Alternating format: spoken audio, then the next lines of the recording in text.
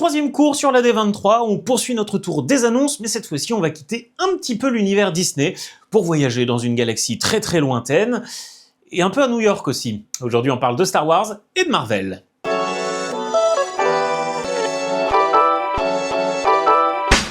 Et on commence donc avec les infos qui concernent Marvel. Et évidemment, cette D23 a été l'occasion de nous présenter une nouvelle bande-annonce pour Avengers Doomsday, prévue pour la fin de cette année.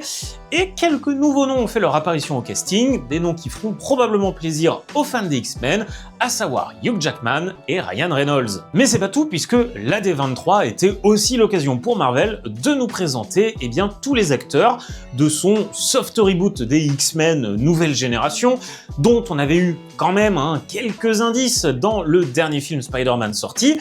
Et si quelques noms au casting étaient attendus, certains ont été plutôt des surprises, comme le retour d'Adam Driver, qui lui jouera le méchant Mr. Sinister.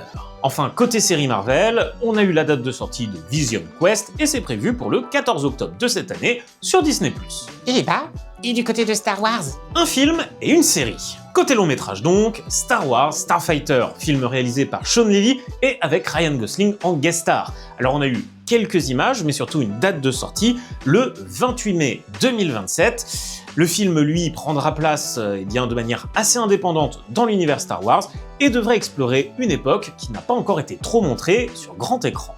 Côté série, c'est la suite d'Ashoka qui s'est donc offert une bande-annonce et une date de sortie, prévue pour le 20 janvier 2027 sur Disney+. Alors, plutôt Team Marvel ou plutôt Team Star Wars? Dis-le nous en commentaire et oublie pas de t'abonner pour rater aucune info, avis et actu pop culture.